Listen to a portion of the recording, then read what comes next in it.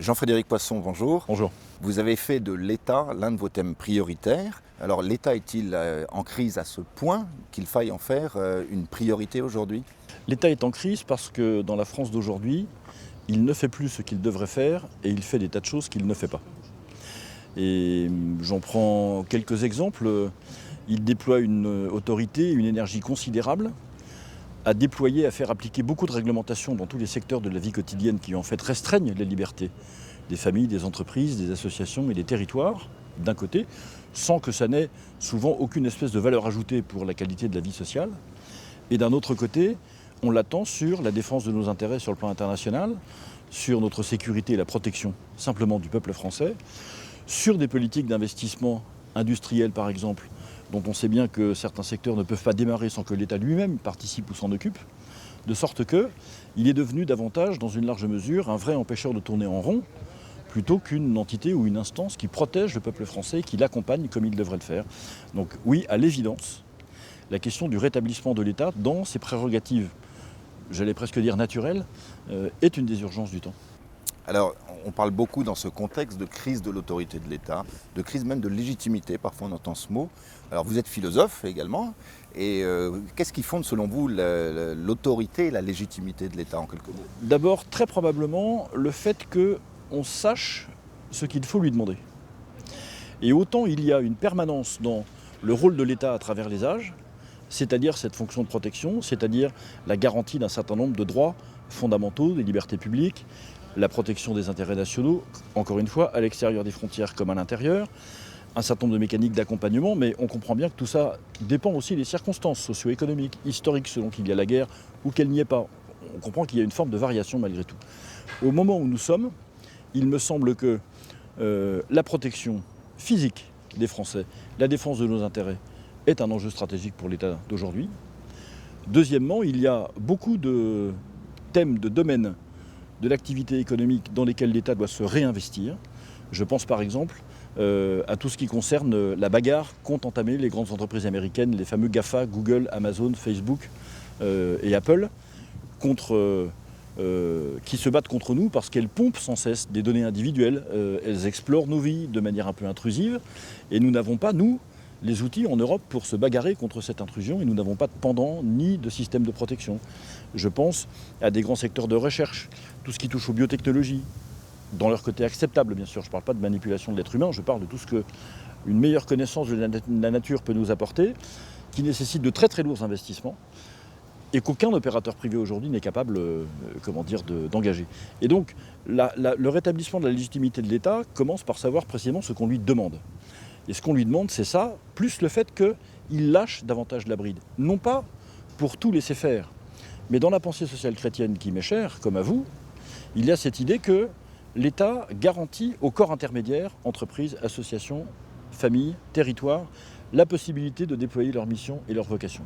Donc il garantit un cadre d'exercice, en même temps qu'il laisse se déployer l'initiative. En fait, il donne de l'oxygène.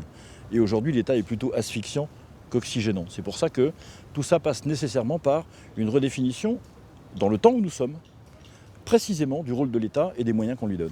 Vous parliez d'économie à l'instant, parfois il y a une confusion, parce que vous dites que vous n'êtes pas libéral, et quand on dit « je ne suis pas libéral », parfois les gens se disent « alors vous êtes pour le collectivisme ou pour davantage d'intervention de l'État dans l'économie ?»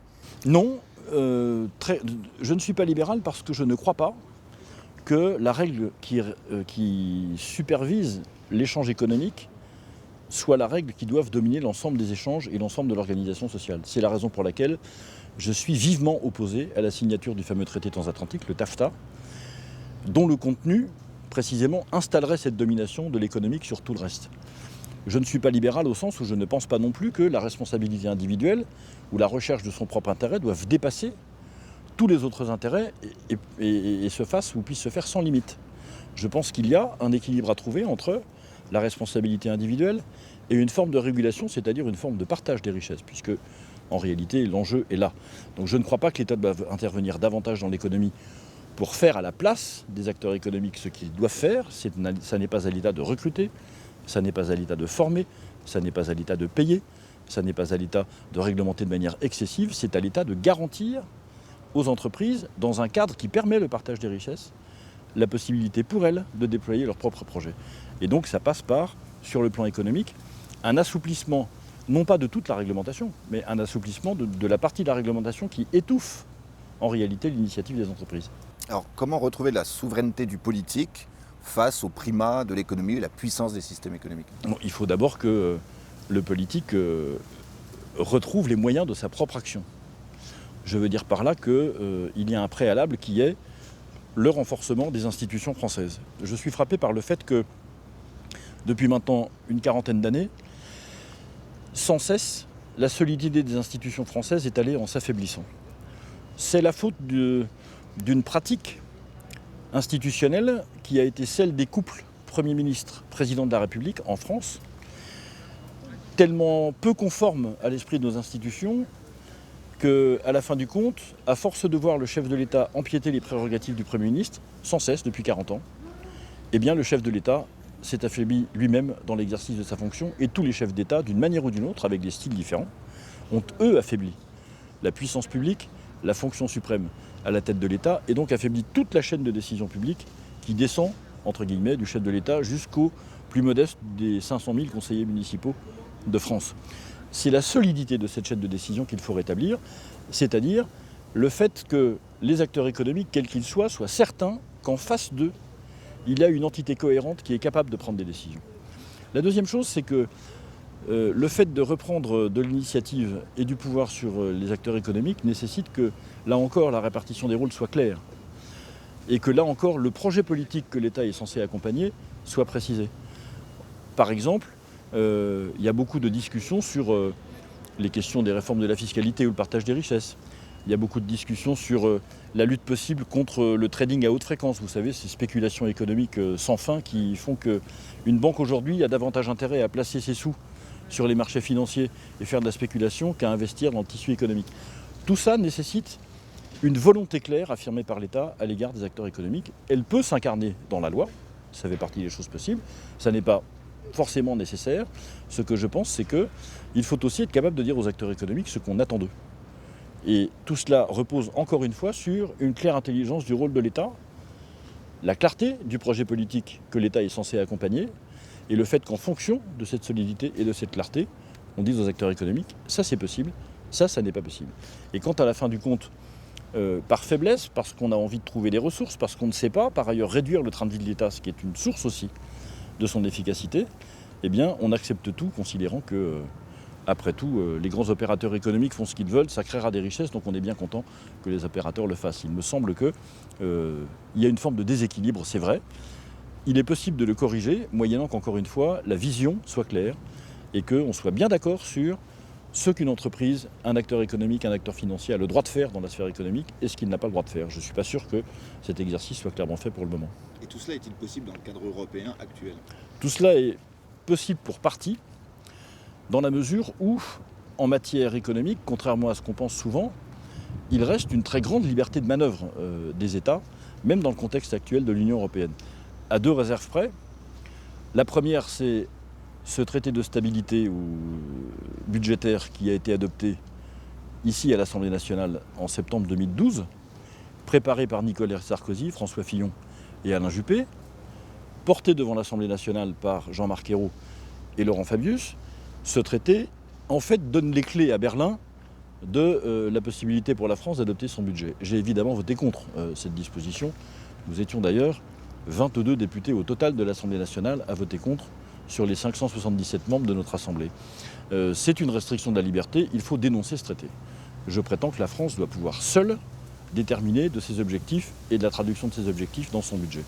Deuxièmement, il y a évidemment la question du traité de Maastricht et la fameuse limite de 3% des déficits budgétaires au-delà desquels on est pénalisé. À l'expérience, en fait, on n'a jamais été pénalisé, puisqu'il y a toujours moyen de négocier le fait que ce dépassement qui est automatique quasiment depuis maintenant presque 20 ans, n'a jamais été sanctionné. Mais il faut dénoncer ce traité de Maastricht, ainsi que cet autre aspect qui rend la Banque Centrale Européenne indépendante de toute forme de contrôle politique. Ça, c'est un troisième volet. Tant que la Banque Centrale Européenne sera indépendante, eh bien, nous ne pourrons pas fixer, je parle des responsables politiques, nous ne pourrons pas fixer à l'euro, à notre monnaie, que ce soit celle-là ou une autre, le rôle que doit avoir une monnaie. Dans ma conception, la monnaie est au service de la politique. Ce n'est pas la politique qui est au service de la solidité monétaire. Il y a là quelque chose à inverser. C'est pourquoi je plaide pour que l'indépendance de la Banque Centrale Européenne soit supprimée et que la Banque Centrale Européenne passe sous le contrôle politique pour que la politique monétaire de la zone euro soit conforme aux besoins des peuples, aux besoins des entreprises et à la satisfaction des besoins sociaux. Alors une dernière question peut-être sur la culture. On parle de crise culturelle. L'État a-t-il un rôle à jouer en matière culturelle ? Il a certainement un rôle à jouer en matière culturelle du point de vue du patrimoine. Ça, c'est son premier rôle, parce que tout le monde comprend très bien que entretenir le château de Versailles, la tour Eiffel, le palais du Louvre, aujourd'hui le viaduc de Millau, le pont du Gard, etc., ça dépasse largement les capacités de n'importe quel investisseur, sauf exception, premièrement. Et deuxièmement, il y a une destination par essence publique de ce patrimoine qui donc revient presque de droit à l'État, sauf s'il y a des accords privés, mais le cadre général doit être celui de l'action publique. En revanche, moi comme président de la communauté d'agglomération de Rambouillet Territoire, j'ai sous ma responsabilité aujourd'hui 2 établissements d'enseignement de musique et de danse, 1200 élèves qui franchissent le seuil de nos établissements tous les jours. Je n'ai pas besoin de l'État pour savoir comment il faut enseigner la musique, quel spectacle organiser, combien j'ai le droit de rémunérer les artistes ou pas les rémunérer. Tout ce qui touche donc à la diffusion culturelle doit pouvoir se faire beaucoup plus facilement dans le cadre des territoires, en faisant appel plus facilement au mécénat privé, parce que en fait, l'essor de l'activité artistique dans l'histoire se confond à peu près avec la capacité des mécènes à supporter cet effort et à soutenir les créateurs. Les territoires et les mécènes peuvent le faire. L'État ne doit pas déborder, ne doit pas entrer dans la politique de diffusion culturelle.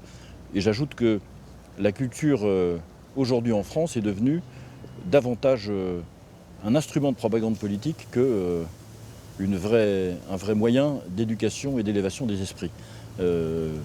Je propose dans le projet que je présente en ce moment pour les futures échéances électorales de supprimer purement et simplement le ministère de la Culture, de rapatrier la gestion du patrimoine sous l'autorité du Premier ministre, parce que, encore une fois, la France n'a pas besoin que le gouvernement dicte, par biais des subventions, des recrutements, des attributions de marchés publics en termes d'intervention artistique. Nous n'avons pas besoin que l'État dise ce qu'il faut penser ou ce qu'il faut voir ou écouter. C'est aux Français de le dire.